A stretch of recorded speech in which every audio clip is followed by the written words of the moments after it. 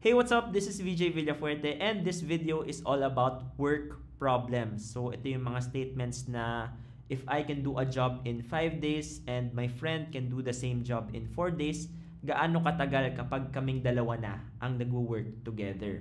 So, madali lang naman isolve yung mga work problems kasi iisa lang yung formula na kailangan yung i-memorize. O, 'di ba? One formula at masosolve nyo na lahat ng work problems na may encounter nyo. So, ano yung formula na yon? This is simply the summation ng T over R is equal to 1. O, yun, hindi nga siya ganun kahaba eh. Sobrang daling i-memorize nito. So, explain ko yung mga variables sa equation. R means the rate ng person or machine. Or in other words, gaano katagal nila matatapos yung trabaho kapag sila lang ang nagwo-work. So, ito rin yung usually na binibigay na sa given tulad ng if Alice can finish a job in 6 days, ibig sabihin nun yung rate ni Alice ay equal sa 6. If a machine can finish a job in 3 days, ibig sabihin yung rate ng machine ay 3. So, yon. Paano naman yung T? T means time, pero ito yung actual na trinabaho ng person or machine na yon. So, di ba sa example natin na si Alice can finish a job in 6 days?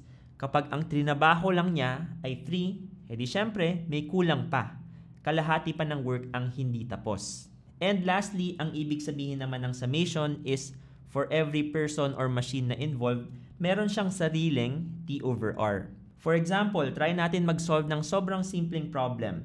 If Alice nga can finish a job in 6 days, tapos meron siyang kaibigan na si Bob who can finish a job in 3 days. How long will it take for them to finish the job if they are working together? So, i-apply lang natin yung equation na ito. T over R ni Alice plus T over R ni Bob is equal to 1. So, una, T over R ni Alice. Yan, sulat lang natin. Plus T over R ni Bob is equal to 1. Fill out natin yung mga given. Given tayo ng rate ni Alice na 6.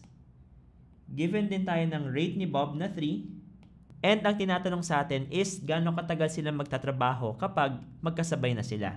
And ito nga yung variable na T. So, solve natin siya. Kunin natin yung LCM. LCM ng 6 at 3 ay 6. And i-add lang natin yung dalawang fractions together. 6 divided by 6 times t, this is t. 6 divided by 3 is 2 times t, this is 2t. Is equal to 1. Yan, isolate natin yung t. Magkakaroon tayo ng 3t is equal to 6. Yan. Yung 6, transpose ko na sa kabilang side at yung t, in-add ko together. Now, ang mangyayari, syempre, is t is equal to 2. That means matatapos yung trabaho ng 2 days kapag nag-work sila together. Ngayon na alam na natin yung basics ng work problems, try natin mag-solve ng more complicated problems tulad nito. 2 pipes A and B can fill a tank in 6 hours and 8 hours respectively. However, there is also a drain that can empty the tank in 12 hours. If all 3 are open together, how long will it take to fill the tank? So, dito, tatlong pipes naman yung involved. Meron tayong pipe A, pipe B, and yung drain. So, may expect natin tatlong T over R yung isusulat natin.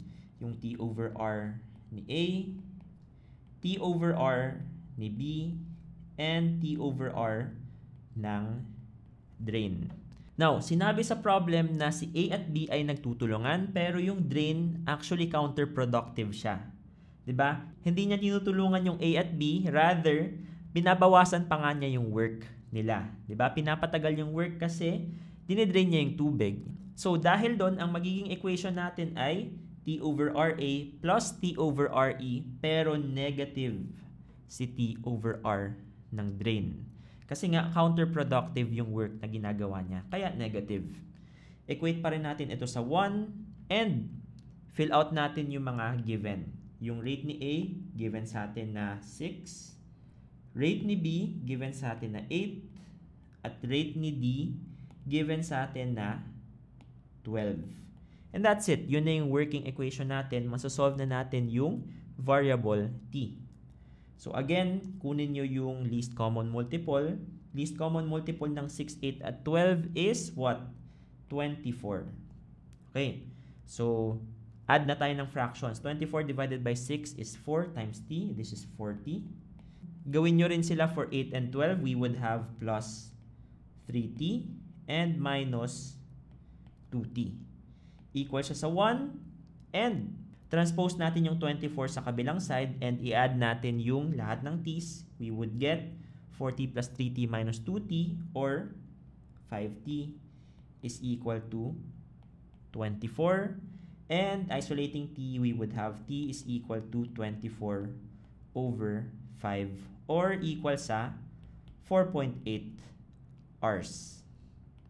So yun, kapag open lahat ng pipe and open din yung drain, 4.8 hours ang kakailanganin nila para mapuno yung tank. Next question. Alice can complete a job in 10 hours, while Bob can do the same job in 15 hours. They start working together, but after 3 hours, Alice leaves.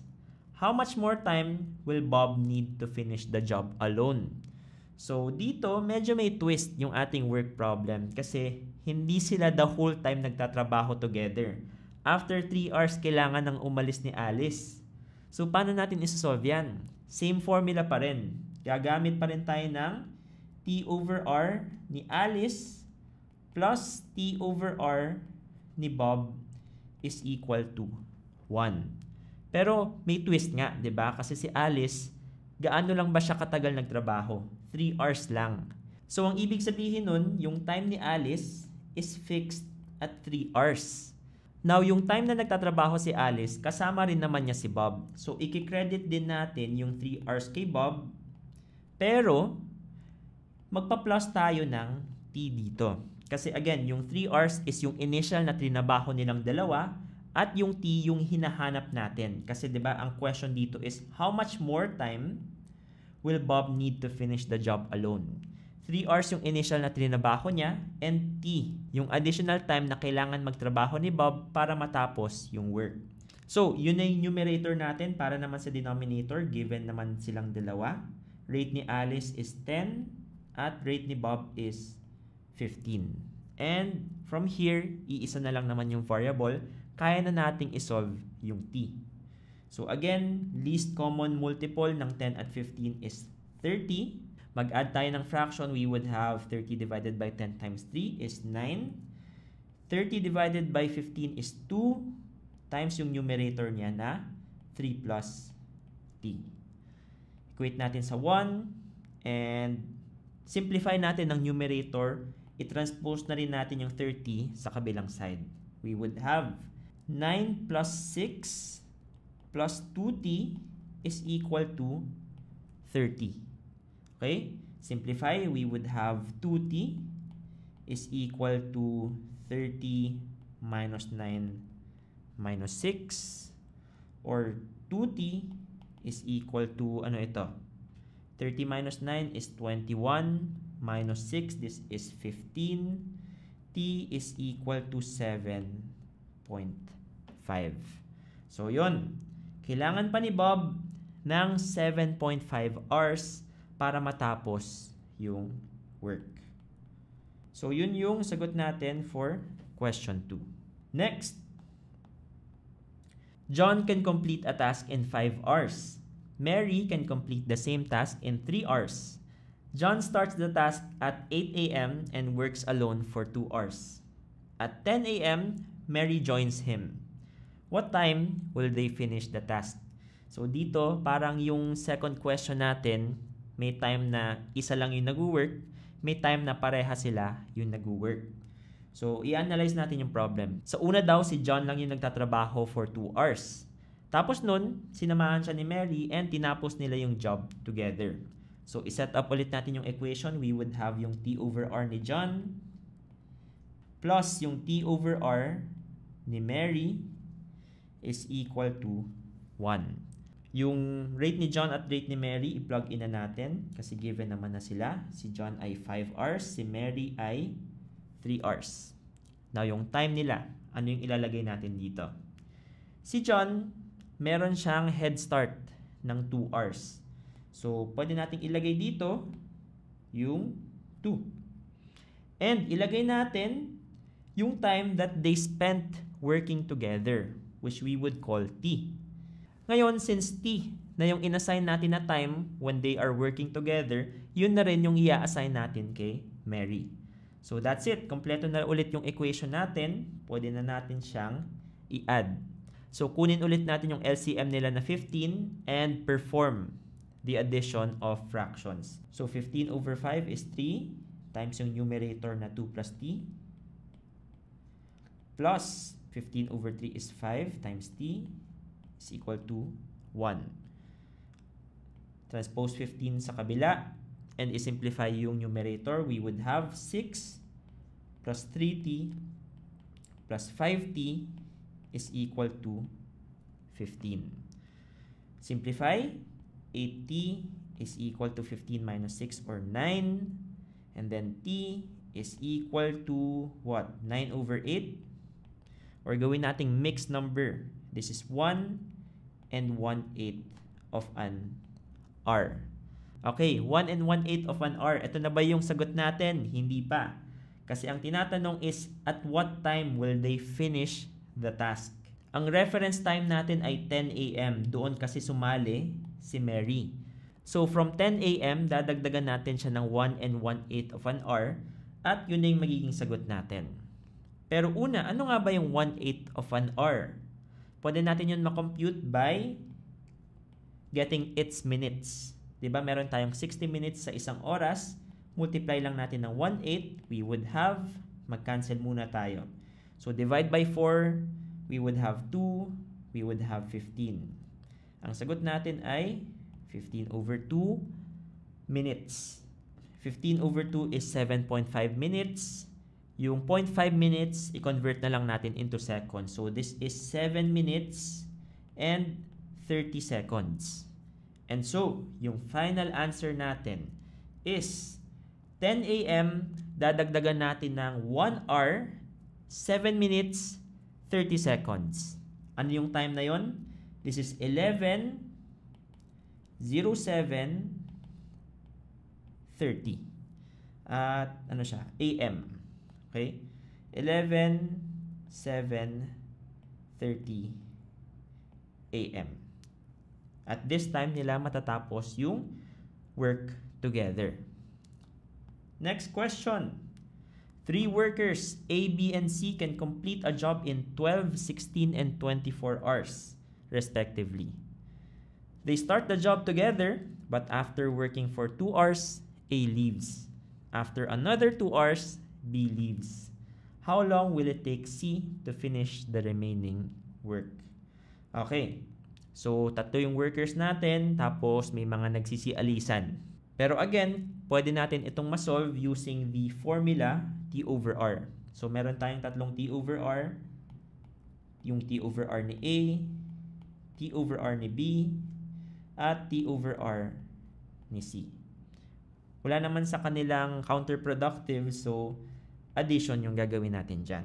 And i-equate natin sa 1. 2 hours lang daw nagtrabaho si A. Kasi di ba umalis na siya. So, pwede na natin i-fill out ito. 2 hours yung actual time na tinabaho ni A. Para naman kay B, ilang oras siya nagtrabaho after another 2 hours. So, a total of 4 hours. 4 hours nagtrabaho si B, kaya lalagay natin dyan 4. And si C, hindi naman siya umalis. Right? Tinapos niya yung kanyang trabaho. And so that's it. Yun lang yun. I-fill out na rin natin yung mga given. RA, RB, at RC is 12, 16, and 24 respectively. Okay? And iisa na lang yung unknown. Right? Etong T na lang ang kailangan nating isolve. So, isolating T, we would have T over 24 is equal to 1 minus, i-lowest terms muna natin to. This is 1/6. 1 minus 1/6 minus, lowest terms ulit, this is 1/4. 1/4. Okay? Multiply natin sa 24 lahat ng terms para ma-eliminate na natin lahat ng fractions. T is equal to 24 minus 4 minus 6. So, T natin ngayon is equal to 14. Okay? 14 hours yung total na trinabaho ni C. Pero ano ba yung question? How long will it take C to finish the remaining work? Ibig sabihin na consider na dito yung trinabaho ni na A at B. Bago umalis si A at B, nagtrabaho sila for a total of 4 hours. So, ibabawas na natin yun sa total na trinabaho ni C. So, 14 minus 4 yan. This is equal to 10. So, ang final answer natin ay C will have to work an additional 10 hours pagkatapos umalis ni A at B. And last question na. If 8 men take 12 days to assemble 16 machines, how many days will it take 15 men to assemble 50 machines? So, medyo ibang type ng work problem na ito kasi mararami ng tao yung involved. At hindi na rin constant yung output nila. 16 machines sa unang situation, 50 machines naman sa pangalawa. So, how do we do that? T over R pa rin yung equation na gagamitin natin. So, T over R. Pero paano yan? 8 men and 15 men yung involved. Magsusulat ka ba ng 15 na T over R para masolve lang yung problem na to? Hindi. Dito sa problem, i-assume natin syempre na equal yung rate ng mga men. 'Di ba? Reasonable naman yun kasi wala namang binigay na individual rates ng bawat men. So, ang gagawin natin, multiply na lang natin by 8 yung T over R to account for all 8 men sa first situation natin. So, yun no? 8 men times yung kanilang T over R ay equal sa 16. Okay? Kasi ngayon, hindi na parehas yung amount of work na gagawin nila sa dalawang situations na ito. So, ang next natin gagawin is i-determine kung ano ba yung 12 days na to. Yung 12 days ba na yan is yung rate ng bawat men o ito ba yung time na trinabaho nila? 'Di ba? Yung 12 days is yung actual time na trinabaho ng 8 men. So, ang ibig sabihin, this 12, isa-substitute natin siya sa T. And so, yun. Iisa na lang yung unknown natin. Let's solve for R. Makukuha natin yung R by transposing it to the other side. Magkakaroon tayo ng 16R is equal to 8 times 12. And i-divide natin both sides by 16. So, magka-cancel to. Mapupunta siya dito. So, R now is equal to 8 times 12 over 16.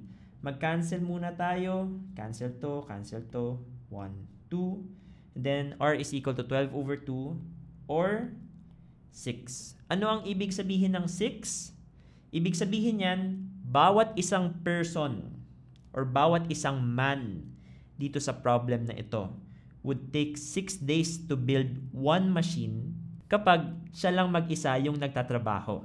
Try naman natin i-incorporate yung second sentence. How many days will it take 15 men to assemble 50 machines? So, gagamit ulit tayo ng T over R. Pero this time, 15 na yung ating men. Alam na natin yung rate ng bawat man. This is 6. At ang hindi natin alam is yung actual na days na kailangan nilang trabahuhin para matapos yung 50 machines. So, ang unknown na sa atin ngayon is yung T. I-equate natin siya sa 50 machines. Okay? So, again, madali lang i-isolate yung T. Yung 6, i-transpose nyo lang sa kabilang side, pati yung 15. So, yan. Magkakaroon tayo ng T is equal to 50 times 6 over 15. Mag-cancel muna tayo. So, this would become 3. And this 10. And then, cancel ulit natin. This would become 1. And this would become 2. And ang final answer natin para sa last problem is it would take 15 men 20 days to assemble 50 machines. And that's it. Yun na lahat ng kailangan nyong malaman on work problems. Tandaan nyo, yung iisang formula na kailangan nyong i-memorize, yung summation of T over R is equal to 1. Mag-ingat din kayo kapag merong mga twists yung problem, tulad ng kapag yung isang person ay umalis, or kapag siya ay na-late, or kapag merong pipe na nagde-drain, so counterproductive siya sa work na ginagawa ng iba. So if you found this video helpful, don't forget to subscribe and watch out for more future videos. Once again, this is VJ Villafuerte. Thanks for watching.